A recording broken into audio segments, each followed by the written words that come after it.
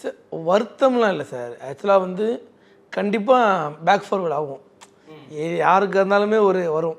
அப்போ வரப்போகும்போது தான் நம்ம ஏதோ ஒன்று மிஸ் பண்ணியிருக்கோம், அதை வந்து இவ்வளோ நாளாக விட்டுட்டோன்னு டீமும் யோசிப்பாங்க, மேனேஜ்மெண்ட்டும் யோசிப்பாங்க. தொடர்ந்து தோல்வி வந்து அவ்வளோ படுந்தோல்விலாம் கிடையாது சிஎஸ்கே. எல்லாமே இந்த ஃபைட் கேம் தான். எனக்கு தெரிஞ்சு கவுஹாத்தியில் கூட இந்த மழை பெய்யறதை தொட்டு ஸ்கோர் நம்ம பண்ணியிருப்போம். லாஸ்ட்டாக தோற்ற 2 மேட்ச் இன்கேஸ் போன வருஷம் ஆர்சிபிட்டு நம்ம தோற்றது கூட ஃபைட் பண்ணி தான். அந்த பால் வெளியே போகலன்னா நம்ம அடுத்த வின் பண்ணியிருக்கலாம். நிறைய சான்சஸ் இருந்தது.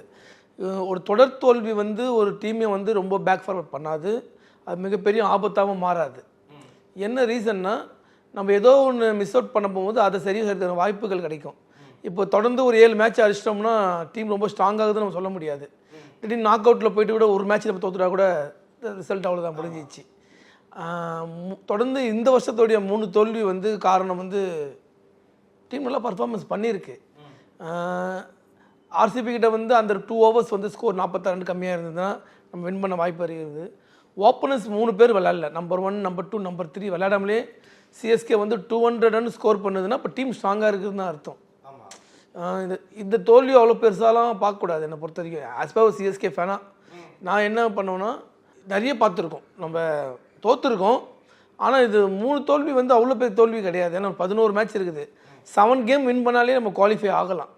இந்த டாப் 3 டாப் 4 கூட வரலாம்.